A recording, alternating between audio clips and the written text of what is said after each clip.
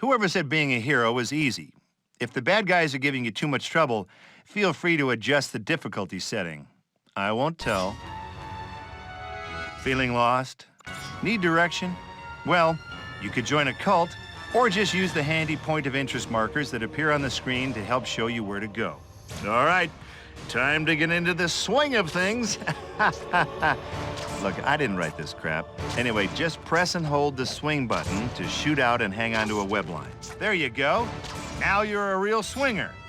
The webbing does attach to physical objects like it does in Spider-Man 2, but what the game considers to be a physical object can sometimes be questionable. However, generally swinging is still fun even if you don't have all the maneuvers you did in Spider-Man 2.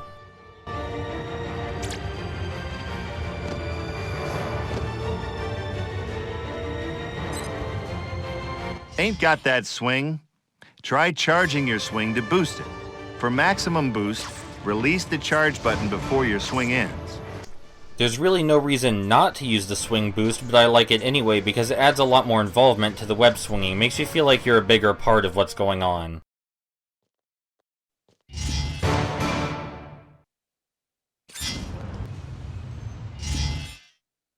Okay, now the scrapbook is your one-stop shop for everything.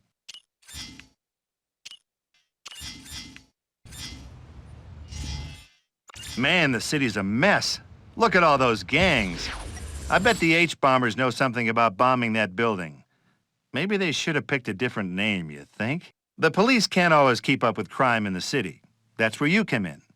Track down informants to get tips on gang activity, then put a stop to it. You'll make the Big Apple a better place to live. Sometimes you'll even find clues that lead to bigger threats to the city. Aha! Normally, we have to manually mark any place we want to visit, but this time the game does it for us because it counts as a main objective. The only thing to do in this city besides the main story missions is take out gangs, which isn't so bad, but the missions are very repetitive.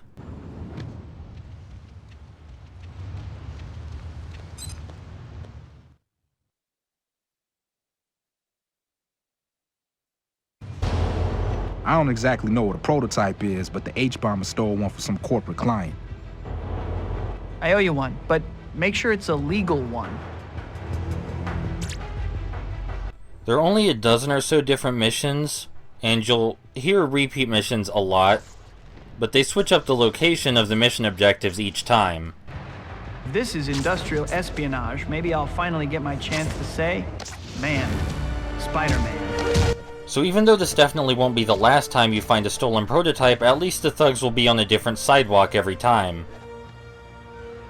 We don't need to fight the rest of the thugs after we find the prototype, we can just swing away and deliver it to the police, which is what I'm doing here. Again, you'll see this mission a lot if you play the game yourself, but I'm going to cut out most repeats.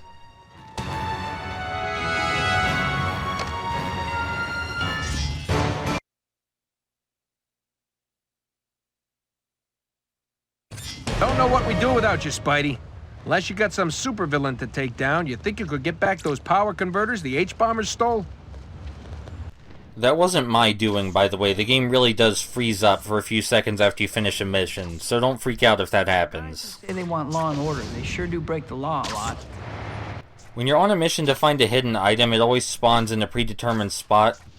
There are several predetermined spots throughout the map, but it almost always spawns in the one nearest to you. It's anyone's guess why Spider-Man knows exactly where the item is and how to get to it. Maybe it's his spider sense? I mean, that sounds kind of ridiculous, but his spider sense has done more ridiculous things.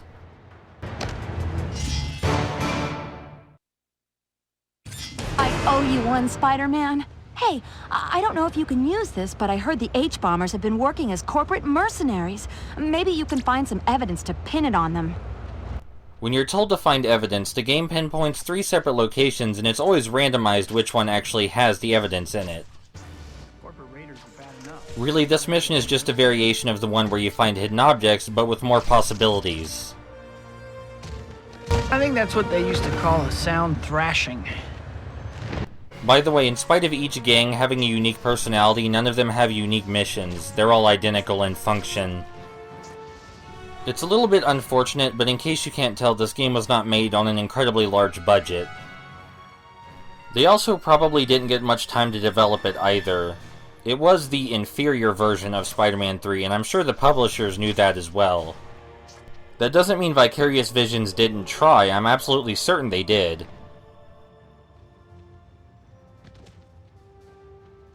After all, they did develop Enter Electro on the PS1, and I really like that game. If it seems like we're climbing walls rather slowly, it's because we haven't gotten an upgrade yet that would allow us to climb it faster. We don't purchase the upgrade either, it's just given to us by the story. Or by Bruce Campbell, rather. So I keep trying to press the button to use it, but I don't have access to it yet. Excuse me. Excuse me, sir? Superhero work? Excuse me. But yes, I'm showing you right here, it does in fact attach to an actual object. Sometimes the object is just invisible. When one of these trucks spawns on the sidewalk, the NPCs can walk through them. Just like clip straight through them. Yeah, like that. It's like I said, this game didn't have much budget. You can kind of see it falling apart at the seams if you look closely enough. But in spite of that, it's still fun, and the game design is all there. What little of it there is, but there is still more than, say, the Spider-Man 2 game for PC, or Amazing Allies. I still find this game to be leagues above both of those. Maybe not in storytelling. This is big, Spider-Man. We can take this evidence to the DA and start shutting down the H-bombers.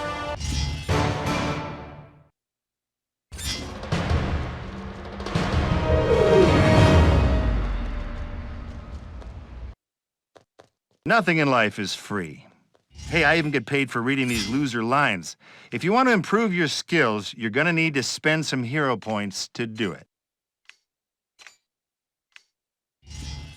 You can never have too many melee combos, right? This is a scoop if I ever saw one. I should get to the Daily Bugle. I'm sure Jonah will want to put a reporter on the case. There's a lot of swinging in between missions, probably to expand the game length since it is rather short. I'm going to be cutting out most of the between mission swinging, but I'm going to leave it in this time. I do feel that I should say that Spider-Man's movement feels great in the air. I have no complaints about the way he controls while he's in the air. But yeah, I'll see you next time for the first real mission, I guess you could call it.